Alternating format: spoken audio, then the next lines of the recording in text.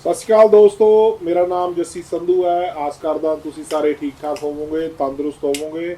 ਮੇਰੇ ਨਾਲ ਅੱਜ ਇੱਕ ਬਹੁਤ ਹੀ ਕਾਬਿਲ ਵਕੀਲ Ikbir Khangura from Khangura and Bajaj LLP ਤੋਂ ਸਾਡੇ ਅੱਜ ਗੈਸਟ ਹੈ। ਤੇ ਕੀ ਹਾਲ ਹੈ ਇਕਬੀਰ? I'm great, Jesse. Pleasure to meet you Likewise, again. brother. Likewise. Thank you for having me. No problem, brother. My pleasure. So ਦੋਸਤੋ, ਮੈਨੂੰ ਰੀਅਲ ਸਟੇਟ ਕਰਦੇ ਨੂੰ 12 ਸਾਲ ਦੇ ਤਕਰੀਬਨ ਇੰਨਾ ਟਾਈਮ ਮੈਨੂੰ ਹੋ ਗਿਆ ਤੇ ਕਾਫੀ ਕੁਝ ਇਹੋ ਜਿਹਾ ਮਤਲਬ ਦੇਖਣ ਚਾਹੀਦਾ, ਐਕਸਪੀਰੀਅੰਸ ਹੁੰਦਾ। ਤੇ ਅੱਜ ਆਪਾਂ ਉਹਦੇ ਰਿਲੇਟਿਡ ਅਸੀਂ ਇਕਬੀਰ ਨੂੰ ਬੁਲਾਇਆ ਤਾਂ ਜੋ ਆਪਾਂ ਖੁੱਲ ਕੇ ਗੱਲ ਕਰ ਸਕੀਏ ਤੇ ਇਨਫੋਰਮੇਸ਼ਨ ਆਪਣੇ ਸਰੋਤਿਆਂ ਤੱਕ ਦੇ ਸਕੀਏ। ਜਿਹੜਾ ਦੋਸਤੋ ਵਿਲਸ ਦਾ ਹੈਗਾ ਮਸਲਾ, ਵਿਲ ਜਿਹੜੀ ਆਪਾਂ ਵਸੀਅਤ ਬਣਾਉਂਦੇ ਆ, ਉਹਦੇ ਬਾਰੇ ਅੱਜ ਮੈਂ ਇਕਬੀਰ ਨੂੰ ਬੁਲਾਇਆ। ਇਕਬੀਰ ਸਾਨੂੰ ਕੋਈ ਗੱਲ ਦੱਸੂਗਾ, ਕੋਈ ਚੰਗੀ ਗੱਲ ਸਾਨੂੰ ਅੱਜ ਪੱਲੇ ਪਾ ਕੇ ਜਾਊਗਾ ਤੇ ਉਹ ਆਪਾਂ ਇਹਦੇ ਨਾਲ ਅੱਜ ਇਕਬੀਰ ਨਾਲ ਗੱਲ ਕਰਦੇ ਹਾਂ। ਸੋ ਜਿਵੇਂ ਦੋਸਤੋ, ਜੀਣਾ ਤੇ ਮਰਨਾ ਇਹ ਦੋ ਚੀਜ਼ਾਂ ਹੈਗੀਆਂ ਜੀ। ਮਰਨਾ ਤਾਂ ਸਾਰਿਆਂ ਨੇ ਇੱਕ ਨਾ ਇੱਕ ਦਿਨ ਹੈਗਾ ਹੀ ਆ। So we all have to leave one day, we are all, so it's a eternal truth. Exactly. ਕਿ ਨਹੀਂ? Exactly. ਸੋ ਜਦੋਂ ਆਪਾਂ ਲੈਟਸ ਸੇ ਫੋਰ ਐਗਜ਼ਾਮਪਲ ਆਪਾਂ ਜੋ ਰਿਲੇਟਡ ਕਰਦੇ ਆ ਉਹਨੂੰ ਰੀਅਲ ਸਟੇਟ ਦੇ ਨਾਲ ਆਪਾਂ ਜੋੜਦੇ ਆ, ਰਾਈਟ? ਹਾਂਜੀ। ਸੋ ਫੋਰ ਐਗਜ਼ਾਮਪਲ ਹਸਬੈਂਡ ਵਾਈਫ ਹੈ, ਮਲਟੀਪਲ ਯੂਨਿਟਸ ਹੈ, 6-7 ਪ੍ਰਾਪਰਟੀਜ਼ ਹੈ। Yeah. ਅਨਫੋਰਚੂਨੇਟਲੀ ਉਹਨਾਂ ਦੀ ਡੈਥ ਹੋ ਜਾਂਦੀ ਹੈ, ਹਾਂਜੀ। ਐਕਸੀਡੈਂਟ ਹੋ ਜਾਂਦਾ ਜਾਂ ਕੁਝ ਵੀ ਹੈ ਨਾ। ਸੋ ਜਿਹੜੇ ਪਿੱਛੇ ਉਹਨਾਂ ਦੇ ਸਰਵਾਈਵਰ ਹੈ, ਬੱਚੇ ਹੈ, ਤੇ ਜਿਹੜਾ ਉਹਨਾਂ ਦਾ ਵੱਡਾ ਵਾਸਟ ਇੰਪਾਇਰ ਹੈ, 6-7 ਪ੍ਰਾਪਰਟੀਜ਼ ਹੈ, ਹਾਂਜੀ।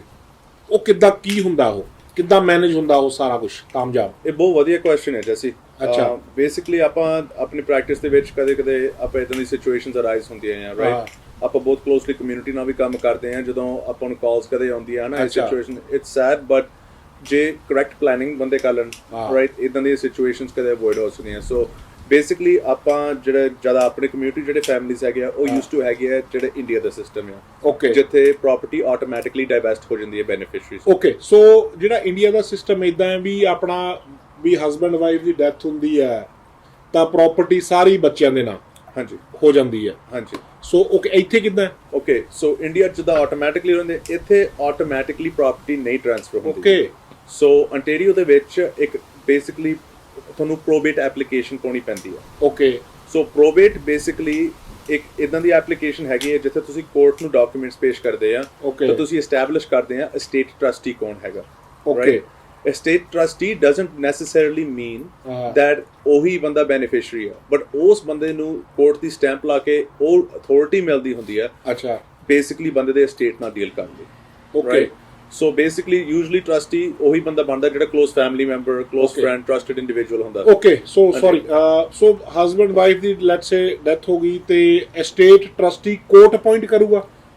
ਕੋਰਟ ਅਪਾਇੰਟ ਕਰੂਗਾ ਜਦੋਂ ਕੋਈ ਬੇਸਿਕਲੀ ਆਪ ਨਹੀਂ ਜਾ ਕੇ ਐਪਲੀਕੇਸ਼ਨ ਪਾਉਂਦਾ, ਰਾਈਟ? ਬਟ ਉਹ ਸਿਚੁਏਸ਼ਨ ਲਈ ਇਹ ਦੂਸਰੇ ਫੈਕਟਰ ਵੀ ਹੋ ਸਕਦੇ ਆ, ਲਾਈਕ ਬੇਸਿਕਲੀ ਜਵਾਕਾਂ ਦੀ ਏਜ ਕਿੰਨੀ ਹੈਗੀ ਆ, ਰਾਈਟ? ਜੇ ਛੋਟੇ ਆ, ਲੈਟਸ ਸੇ ਬੱਚੇ 10 ਸਾਲ ਦੇ, ਮਾਈਨਰ ਹੈ। ਸੋ ਬੇਸਿਕਲੀ ਮਾਈਨਰ ਹੈ। ਜੇ ਮਾਈਨਰ ਹੈ, ਬੇਸਿਕਲੀ ਇੱਕ ਤਾਂ ਜਵਾਕਾਂ ਦੀ ਗਾਰਡੀਅਨਸ਼ਿਪ ਲਈ ਐਪਲੀਕੇਸ਼ਨ ਕਿਸੇ ਨੂੰ ਪਾਉਣੀ ਪੈਣੀ, ਜੇ ਕੋਈ ਜਿਹੜਾ ਕੋਈ ਰਿਸ਼ਤੇਦਾਰ, ਭੂਆ, ਮਾਸੀ, ਭਤੀਜਾ। ਓਕੇ, ਠੀਕ ਹੈ। ਔਰ ਦੂਸਰੀ ਚੀਜ਼, ਜਿਹੜੇ ਜੇ ਕਿਸੇ ਨੇ ਉਹਨਾਂ ਦੀ ਪ੍ਰਾਪਰਟੀ ਨਾਲ ਡੀਲ ਕਰਨਾ ਆ, ਉਹਦੇ ਲਈ ਵੀ ਉਹਨਾਂ ਨੂੰ ਪ੍ਰੋਬੇਟ ਐਪਲੀਕੇਸ਼ਨ ਪਾਉਣੀ ਪੈਣੀ ਹੈ in order to be appointed as a state trustee. As a state trustee, ਹਾਂਜੀ। ਬਟ ਇਸ ਚੀਜ਼ ਹੈ ਨਾ, ਇਹ ਸਾਰੀਆਂ ਪ੍ਰੋਬਲਮਸ ਹੈ ਨਾ ਬਹੁਤ ਐਕਸੈਸਰਬੇਟ ਹੋ ਜਾਂਦੀਆਂ ਆ ਜਦੋਂ ਕੋਈ ਵਿਲ ਨਾ ਹੋਵੇ, ਜੇ ਵਸੀਅਤ ਨਾ ਹੋਵੇ। ਬੇਸਿਕਲੀ ਵਸੀਅਤ ਇੱਕ ਇਦਾਂ ਦੀ ਚੀਜ਼ ਹੁੰਦੀ ਹੈ ਜਿਹੜੀ ਤੁਹਾਡੀ ਤੁਹਾਨੂੰ it's the way we talk about is controlling from the grave, right? Okay. So basically ਇਦਾਂ ਦਾ ਡਾਕੂਮੈਂਟ ਹੈ ਜਿਹਦੇ ਵਿੱਚ ਤੁਸੀਂ ਆਪਦੀ ਸਾਰੀਆਂ ਵਿਸ਼ੇਸ ਤੁਸੀਂ ਲਿਖ ਕੇ ਜਾ ਸਕਦੇ ਆ। ਅੱਛਾ। ਕਿਸ ਨੂੰ ਪ੍ਰਾਪਰਟੀ ਦੇਣੀ ਆ, ਠੀਕ ਹੈ, ਤੁਸੀਂ ਕਿਹਦੇ ਨਾਂ, ਤੁਸੀਂ ਕਿਹੜੀ, ਲਾਈਕ ਕੋਈ ਵੀ ਜੇ ਪ੍ਰਾਪਰਟੀ ਹੈ ਔਰ ਲੈਟਸ ਸੇ ਫੈਮਿਲੀ ਏਅਰਲੂਮਸ ਹੁੰਦੀਆਂ, ਰਾਈਟ? ਬੈਂਕ ਅਕਾਊਂਟਸ ਤੁਸੀਂ ਨੇਮ ਕਰੋ, ਕੋਈ ਵੀ ਜਿਹੜੀ ਚੀਜ਼ ਤੁਹਾਡੀ ਸਟੇਟ ਹੈ ਨਾ, ਸਟੇਟ ਉਸ ਚੀਜ਼ ਹੁੰਦੀ ਹੈ ਜਿਹੜੀ ਤੁਹਾਡੀ ਸਾਰੀ ਪ੍ਰਾਪਰਟੀ ਇਨਕੈਪਸੂਲੇਟ ਕਰਕੇ ਹੈ ਨਾ, ਉਹ ਉਸ ਦਾ ਸਟੇਟ ਬਣਦਾ ਆ, ਰਾਈਟ? ਸੋ ਦੋਸਤੋ, ਜੇ ਇਦਾਂ ਹੁੰਦਾ ਤਾਂ ਇੱਕ ਸਟੇਟ ਟਰਸਟੀ ਅਪਾਇੰਟ ਹੁੰਦਾ, ਕੋਈ ਰਿਸ਼ਤੇਦਾਰ ਹੁੰਦਾ, ਉਹ ਸਾਰਾ ਅੱਗੇ ਡਿਸਬਰਸਮੈਂਟ ਹੁੰਦੀ, ਕਾਫੀ ਲੰਬਾ ਪ੍ਰੋਸੀਜਰ ਹੋ ਜਾਂਦਾ। ਹਾਂਜੀ। ਪਰ ਜੇ ਵਿਲ ਬਣੀ ਹੋਈ ਹੈ, ਤੁਸੀਂ ਜਿੰਨੀ ਮਰਜ਼ੀ ਤੁਹਾਡੀਆਂ ਪ੍ਰਾਪਰਟੀਆਂ, ਜੇ ਤੁਹਾਡੀ ਵਿਲ ਬਣੀ ਵੀ ਆ ਵੀ ਸਾਡੇ ਤੋਂ ਬਾਅਦ ਆਹ ਚੀਜ਼ ਇਦਾਂ ਹੋ ਜੂਗੀ, ਤਾਂ ਉਹ will it's I think must have. ਪਤਾ ਕੀ ਹੈ ਜੈਸੀ, ਲਾਈਕ ਮੈਨੂੰ ਇਹ ਲੱਗਦਾ ਜਦੋਂ ਉਹਨਾਂ ਵਿਲ ਨਹੀਂ ਹੁੰਦਾ, ਕੋਈ ਕਲੀਅਰ ਡਾਇਰੈਕਸ਼ਨ ਨਹੀਂ ਹੁੰਦੀ ਹੈ, ਰਾਈਟ? ਡਾਇਰੈਕਸ਼ਨ ਤੋਂ ਬਿਨਾ, ਹੁਣ ਦੇਖੋ, ਲਾਈਕ ਜੇ ਬੰਦੇ ਦੀ ਡੈਥ ਹੋਈ ਆ, ਉਹਦੇ 2-3 ਭਰਾ ਹੈਗੇ ਆ, ਵਾਈਫ ਦੇ ਵੀ ਸਿਬਲਿੰਗਸ ਹੈਗੇ ਆ, ਕੌਣ ਤੁਹਾਡਾ ਸਟੇਟ ਟਰਸਟੀ ਬਣੂਗਾ, ਰਾਈਟ? ਹਾਂ। ਸਾਰਿਆਂ ਨੇ ਲਾਈਕ ਮੇਬੀ ਜੇ ਦੋਨੇ ਫੈਮਲੀਆਂ 'ਚ ਵੀ ਝਗੜਾ ਹੋ ਜਾਵੇ, ਹਾਂ। ਉਸ ਨਾਲ ਵੀ ਇਸ਼ੂਸ ਹੋ ਸਕਦੇ। ਇਹ ਬਹੁਤ ਕਨਵੋਲੂਟਡ ਤਾਂ ਲੈਂਥੀ ਪ੍ਰੋਸੈਸ ਵੀ ਬਣ ਸਕਦਾ, ਸਪੈਸ਼ਲੀ ਤੁਹਾਨੂੰ ਵੀ ਪਤਾ ਜਿੱਥੇ ਮੋਰ ਮਨੀ ਮੋਰ ਪ੍ਰੋਬਲਮ, ਜਿੰਨਾ ਜ਼ਿਆਦਾ ਵੱਡਾ ਸਟੇਟ ਆ ਉੱਥੇ ਹੀ ਜ਼ਿਆਦਾ ਲਿਟੀਗੇਸ਼ਨ ਦੇਖਦੇ ਆ, ਰਾਈਟ? ਸੋ ਬੇਸਿਕਲੀ ਜਿਹੜੀ ਤੁਸੀਂ ਸਿਚੁਏਸ਼ਨ ਕਹੀ ਸੀ, ਲਾਈਕ ਹੁਣ ਜੇ ਵਾਈਫ ਦਾ ਹਸਬੈਂਡ ਦੋਨਾਂ ਦੀ ਡੈਥ ਹੋ ਜਾਂਦੀ ਆ ਤੇ ਜਵਾਕ ਹੈਗੇ, ਜੇ ਵਿਲ ਹੋਵੇ ਬਹੁਤ ਸੌਖਾ, ਉਹਨਾਂ ਨੇ ਕਿਤੇ ਨਾ ਕਿਸੇ ਨੂੰ ਟਰਸਟੀ ਲਿਖਿਆ ਹੋਣਾ, ਤਾਂ ਆਪਣੀ ਪ੍ਰਾਪਰਟੀ ਤਾਂ ਬਹੁਤ ਇੰਪੋਰਟੈਂਟ ਹੁੰਦੀ ਹੈ, ਰਾਈਟ? ਆਪਾਂ ਆਪਣੀ ਕਮਿਊਨਿਟੀ ਨੇ ਬਹੁਤ ਕੰਮ ਕੀਤਾ ਹੋਇਆ, ਤਰੱਕੀ ਕੀਤੀ ਹੋਈ ਆ, ਬਿਲਡ ਕੀਤਾ ਹੋਇਆ, ਲਾਈਕ ਵੱਡੇ ਸਟੇਟਸ, ਪਰ ਉਸ ਤੋਂ ਵੀ ਜ਼ਿਆਦਾ ਇੰਪੋਰਟੈਂਟ ਹੈਗੀ ਜਿਹੜੀ ਤੁਹਾਡੀ ਜਵਾਕਾਂ ਦੀ ਗਾਰਡੀਅਨਸ਼ਿਪ ਆ। ਓਕੇ, ਸੋ ਲੈਟਸ ਸੇ ਤੁਹਾਡਾ ਜਵਾਕ 18 ਸਾਲ ਦਾ ਨਹੀਂ ਹੈਗਾ, ਰਾਈਟ? ਬੇਸਿਕਲੀ ਕੌਣ ਉਹਨਾਂ ਨੂੰ ਸੰਭੂਗਾ, ਰਾਈਟ? ਉਹ ਵੀ ਤੁਹਾਨੂੰ ਕਲੀਅਰਲੀ ਐਸਟੈਬਲਿਸ਼ ਕਰਕੇ ਵਿਲ ਦੇ ਵਿੱਚ ਲਿਖਣਾ ਚਾਹੀਦਾ, ਪੈਣਾ, ਠੀਕ ਹੈ? ਹਾਂਜੀ। ਸੋ ਦੋਸਤੋ, ਵਿਲ ਬਹੁਤ ਜ਼ਰੂਰੀ ਹੈ। ਜਿੰਨੀਆਂ ਜ਼ਰੂਰੀ ਪ੍ਰਾਪਰਟੀਆਂ ਬਣਾਉਣੀਆਂ, ਜਿੰਨੀਆਂ ਜ਼ਰੂਰੀ ਐਸੈਟਸ ਬਣਾਉਣੇ ਆ, ਤੇ ਉਨੀ ਹੀ ਜ਼ਰੂਰੀ ਹੈਗੀ ਆ ਆਪਣਾ ਵਿਲ ਬਣਾਉਣੀ, ਸੋ ਦੈਟ ਐਜ਼ ਵੀਰ ਨੇ ਕਿਹਾ, control from the grave. So basically ਤੁਸੀਂ ਆਪਣਾ ਸਾਰਾ ਦੱਸਿਆ ਹੁੰਦਾ ਕਿਹੜਾ ਗਾਰਡੀਅਨ ਹੈ, ਕਿਹੜਾ ਕੀ ਹੈ, ਤੇ ਸਾਰਾ ਉਸ ਹਿਸਾਬ ਨਾਲ ਕੋਡ ਪ੍ਰੋਬੇਟ ਉਹ ਸਾਰਾ ਕੁਝ ਕਰ ਦਿੰਦਾ, ਤੇ ਜੇ ਨਹੀਂ ਬਣੀ ਵੀ ਫਿਰ ਉਹ as long as 5 years. Exactly. So it could be longer, right? It could be longer. Yeah. Okay. So basically ਜਦੋਂ ਹੁਣ probate application ਪਾਈ ਦੇ, ਜੇ will ਦੇ ਨਾਲ ਪਾਈ ਦੀ ਆ, ਕੋਰਟ ਨੇ basically will read ਕਰਨੀ ਆ, ਜਿਹੜਾ ਬੰਦੇ ਦਾ ਟਰਸਟੀ ਲਿਖਿਆ ਜੇ ਉਹਦੇ ਥੱਲੇ ਐਪਲੀਕੇਸ਼ਨ ਹੈਗੀ ਆ, ਮੋਸਟ ਲਾਈਕਲੀ ਉਹਨਾਂ ਨੇ ਈਜ਼ੀਲੀ ਅਪਰੂਵ ਕਰ ਦੇਣੀ ਹੈ। ਜਿੱਥੇ ਨਹੀਂ ਕੋਈ will ਹੁੰਦਾ, ਰਾਈਟ, ਫਿਰ ਬੇਸਿਕਲੀ ਕੋਈ ਵੀ ਬੰਦੇ ਕੋਲੇ ਜਿਹਦੇ ਕੋਲੇ ਬੈਨੀਫੀਸ਼ੀਅਲ ਇੰਟਰਸਟ ਹੈਗਾ ਸਟੇਟ ਦਾ, ਉਹਨਾਂ ਦੇ ਕੰਸੈਂਟ ਲੈਣੇ ਪੈਂਦੇ ਆ। ਅੱਛਾ, ਸੋ ਓਕੇ, ਉਹ ਤਾਂ ਸਾਰਾ ਹੋ ਗਿਆ। ਸੋ ਹੁਣ ਹਸਬੈਂਡ ਹੈ, ਵਾਈਫ ਹੈ, ਹਾਂਜੀ, ਇੱਕ ਜਣੇ ਦੀ ਡੈਥ ਹੋ ਜਾਂਦੀ ਹੈ, ਲੈਟਸ ਸੇ ਵਾਈਫ ਪਾਸਡ ਅਵੇ, ਹਾਂਜੀ, ਤੇ ਉਹ ਵਿਲ ਹੈਗੀ ਆ, ਹਾਂਜੀ, ਠੀਕ ਹੈ, ਤੇ ਜੇ ਵਿਲ ਨਹੀਂ ਹੈ ਉਹਨਾਂ ਦੀ, ਤਾਂ wife the let's say will ਨਹੀਂ ਹੈ, ਹਾਂਜੀ, ਸੋ ਫਿਰ ਉਹ ਜੁਆਇੰਟ ਟੈਨੈਂਸੀ ਚ ਚਲ ਜਾਂਦੀ ਹੈ, ਹਸਬੈਂਡ ਦੇ ਨਾਂ ਤੇ ਸਾਰਾ ਟ੍ਰਾਂਸਫਰ ਹੋ ਜਾਂਦਾ, ਇਦਾਂ ਹੀ ਆ। ਡਿਪੈਂਡ ਕਰਦਾ ਤੁਸੀਂ ਟਾਈਟਲ ਕਿੱਦਾਂ ਲਿਆ ਹੁੰਦਾ ਪ੍ਰਾਪਰਟੀ ਤੇ, ਅੱਛਾ, ਰਾਈਟ? ਸੋ ontario ਦੇ ਵਿੱਚ ਦੋ ਤਰ੍ਹਾਂ ਦੀ ਓਨਰਸ਼ਿਪ ਹੈਗੀ ਆ। ਅੱਛਾ, ਇੱਕ ਹੁੰਦੀ ਹੈ ਟੈਨੈਂਟਸ ਇਨ ਕਾਮਨ, ਓਕੇ, ਤੇ ਇੱਕ ਹੁੰਦੀ ਹੈ ਜੁਆਇੰਟ ਟੈਨੈਂਸੀ। ਅੱਛਾ, ਜਿਹੜਾ ਟੈਨੈਂਟਸ ਇਨ ਕਾਮਨ ਹੁੰਦਾ ਆ, ਉਹ ਪਰਸੈਂਟੇਜ ਇੰਟਰਸਟ ਹੁੰਦਾ, ਉਹ ਜ਼ਿਆਦਾ ਅਸੀਂ ਰეკਮੈਂਡ ਕਰਦੇ ਹੁੰਦੇ ਆ ਜੇ ਤੁਸੀਂ ਕਿਸੇ ਨਾਲ ਇਨਵੈਸਟਮੈਂਟ ਕਰ ਰਹੇ ਆ, ਕੋਈ ਯਾਰ ਮਿੱਤਰ ਨਾਲ, ਔਰ ਤੁਸੀਂ ਕੋਈ ਅਦਾਣਾ ਕੋਈ ਵੀ ਜਿਹੜਾ ਤੁਹਾਡੇ ਨੈਕਸਟ ਆਫ ਕਿਨ ਨਹੀਂ ਹੈਗਾ, ਔਰ ਤੁਹਾਡੀ ਫੈਮਿਲੀ ਦੇ ਵਿੱਚ, ਠੀਕ ਹੈ, ਜਿਹੜੇ ਸਪਾਊਸਸ ਹੁੰਦੇ ਆ ਔਰ ਜਿਹੜੇ ਕਪਲਸ ਹੁੰਦੇ ਆ, ਅਸੀਂ ਉਹਨਾਂ ਨੂੰ ਜ਼ਿਆਦਾ ਰეკਮੈਂਡ ਕਰਦੇ ਹੁੰਦੇ ਆ, ਟੇਕ ਟੈਨੈਂਸੀ ਐਜ਼ ਜੁਆਇੰਟ ਟੈਨੈਂਟਸ। ਪਤਾ ਕਿਉਂ? ਓਕੇ, ਜੁਆਇੰਟ ਟੈਨੈਂਸੀ ਦੇ ਵਿੱਚ ਇੱਕ ਬਹੁਤ ਵਧੀਆ ਚੀਜ਼ ਹੈਗੀ ਆ, ਉਹਨੂੰ ਕਹਿੰਦੇ ਆ ਰਾਈਟ ਆਫ ਸਰਵਾਈਵਰਸ਼ਿਪ। ਓਕੇ, ਜਿਹੜੀ ਰਾਈਟ ਆਫ ਸਰਵਾਈਵਰਸ਼ਿਪ ਹੁੰਦੀ ਆ, ਉਹ ਮੀਨ ਕਰਦਾ ਹੈ ਜੇ ਰੱਬ ਨਾ ਕਰਾਵੇ ਕਿਸੇ ਦੀ ਡੈਥ ਹੁੰਦੀ ਹੈ ਜਿਹੜਾ ਟਾਈਟਲ ਤੇ ਹੈਗੇ ਆ, ਇੱਕ ਜਣੇ ਦੀ ਆਟੋਮੈਟਿਕਲੀ ਜਿਹੜਾ ਦੂਸਰੇ ਬੰਦੇ ਦਾ ਇੰਟਰਸਟ ਆ, ਉਹ ਉਹਦੇ ਵਿੱਚ ਡਾਈਵੈਸਟ ਹੋ ਜਾਂਦਾ ਹੈ। ਉਹ ਸਭ ਤੋਂ ਬੈਸਟ ਹੈ।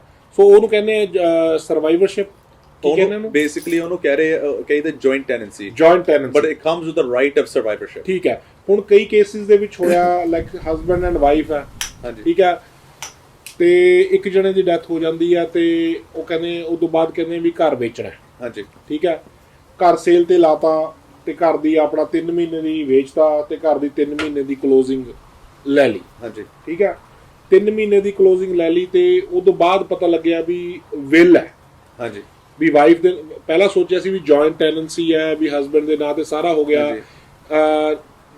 ਲੈਂਡ ਰਜਿਸਟਰੀ ਆਫਿਸ ਦੇ ਵਿੱਚ ਵਾਈਫ ਦਾ ਨਾਂ ਵੀ ਹੈ, ਠੀਕ ਹੈ, ਪਰ ਉਹਨਾਂ ਦੀ ਵਿਲ ਹੈ, ਇੱਕ ਵਾਈਫ ਨੇ ਵਿਲ ਬਣਾ ਕੇ ਗਈ ਵੀ ਹੈ ਵੀ ਮੇਰਾ ਹਿੱਸਾ ਆ ਮੇਰੇ ਬੱਚੇ ਨੂੰ ਜਾਂ ਆ ਨੂੰ ਬੱਚੇ ਨੂੰ ਜੋ ਵੀ ਹੈ, ਹਨਾ। ਹੁਣ ਇਹ ਦੱਸੋ, ਘਰ ਤਾਂ ਵੇਚ ਲਿਆ, ਠੀਕ ਹੈ, ਤੇ ਕਿਸੇ ਨੇ ਵੇਚਤਾ ਵੀ, ਚਲੋ ਵੀ ਠੀਕ ਹੈ, ਸਾਰਾ ਕੁਝ। ਹੁਣ ਜਿਹੜੀ ਵਿਲ ਹੈ ਉਹਦਾ ਅੱਗੇ ਪ੍ਰੋਸੈਸ ਕੀ ਹੈ? ਪ੍ਰੋਬੇਟ ਕਰਾਉਣੀ ਪੈਣੀ, ਕੀ ਪ੍ਰੋਸੈਸ ਹੈ ਉਹਦਾ ਥੋੜਾ ਦੱਸੋ। ਸੋ ਬੇਸਿਕਲੀ ਇਸ ਸਿਚੁਏਸ਼ਨ ਦੇ ਵਿੱਚ ਡੈਫੀਨਿਟਲੀ ਤੁਹਾਨੂੰ ਵਿਲ ਨੂੰ ਪ੍ਰੋਬੇਟ ਕਰਾਉਣਾ ਪੈਣਾ ਆ, ਬਿਕਾਜ਼ ਜੇ ਕਲੀਅਰਲੀ ਵਿਲ ਦੇ ਵਿੱਚ ਕੋਈ ਹੋਰ ਬੈਨੀਫੀਸ਼ੀਅਰੀ ਲਿਖਿਆ ਹੋਇਆ ਆ, ਰਾਈਟ, ਬੇਸਿਕਲੀ ਭਾਵੇਂ ਜੁਆਇੰਟ ਇੰਟਰਸਟ ਸੀ, ਉਹਨਾਂ ਨੇ ਆਪਦਾ ਜੁਆਇੰਟ ਇੰਟਰਸਟ ਕਿਸੇ ਹੋਰ ਨੂੰ ਵੈਸਟ ਕੀਤਾ ਹੋਇਆ ਆ ਵੀਆ ਦਾ ਵਿਲ, ਰਾਈਟ, ਪਰ ਇਸ ਸਿਚੁਏਸ਼ਨ ਦੇ ਵਿੱਚ ਤੁਸੀਂ ਸਾਰਾ ਕੁਝ ਅਵੋਇਡ ਕਰ ਸਕਦੇ ਆ, ਬਿਕਾਜ਼ ਜਦੋਂ ਵੀ ਤੁਸੀਂ ਘਰ ਲਿਸਟ ਕਰਨ ਲੱਗਦੇ ਆ, ਰਾਈਟ, ਜੇ ਤੁਹਾਨੂੰ ਪਤਾ ਕਿਸੇ ਦੀ ਡੈਥ ਹੋਈ ਆ, ਭਾਵੇਂ ਵਿਲ ਹੋਵੇ ਨਾ ਵਿਲ ਹੋਵੇ, ਬੈਸਟ ਚੀਜ਼ ਹੈਗੀ ਆ, right, you do a survivorship application, right, survivorship application, ਔਰ ਜੇ ਤੁਹਾਨੂੰ ਪਤਾ ਵਿਲ ਹੈਗਾ ਆ, ਡੂ ਅ ਪ੍ਰੋਬੇਟ ਐਪਲੀਕੇਸ਼ਨ, ਠੀਕ ਹੈ, ਬਿਕਾਜ਼ ਜਿਹੜੀ ਸਰਵਾਈਵਰਸ਼ਿਪ ਐਪਲੀਕੇਸ਼ਨ ਹੁੰਦੀ ਹੈ ਉਹ ਕਰਾਉਣੀ ਪੈਂਦੀ ਹੈ ਜੁਆਇੰਟ ਟੈਨੈਂਸੀ, ਰਾਈਟ, ਬਿਕਾਜ਼ ਜਦੋਂ ਟਾਈਟਲ ਟ੍ਰਾਂਸਫਰ ਹੁੰਦਾ ਹੈ ਨਾ ਆਫਟਰ ਡੈਥ, ਉਹ ਤੁਹਾਨੂੰ ਟਾਈਟਲ ਕਲੀਨ ਕਰਨਾ ਪੈਂਦਾ, ਜਿਹੜਾ ਡਿਸੀਸਡ ਆ ਉਹ ਡਾਕੂਮੈਂਟ ਸਾਈਨ ਨਹੀਂ ਕਰ ਸਕਦਾ, ਰਾਈਟ। ਸੋ ਉਸ ਤੋਂ ਪਹਿਲਾਂ ਆਪਾਂ ਨੂੰ ਹਨਾ ਸਰਵਾਈਵਰਸ਼ਿਪ ਐਪਲੀਕੇਸ਼ਨ ਕਰਕੇ, ਸੋ ਬੇਸਿਕਲੀ ਮੇਰੀ ਐਡਵਾਈਸ ਹੈ ਕਿ ਜੇ ਤੁਸੀਂ ਆਪਦਾ ਘਰ ਲਿਸਟ ਕਰਨਾ ਚਾਹੁੰਦੇ ਆ, ਤੁਸੀਂ ਇਸ ਜਿਹੜੇ ਸਟੈਪਸ ਹੈਗੇ ਆ ਤੁਸੀਂ ਪਹਿਲਾਂ ਲਓ, ਰਾਈਟ। realtor ਭਾਵੇਂ ਤੁਸੀਂ get a good realtor. I have a great recommendation for you guys, named Jesse Sandhu, ਪਰ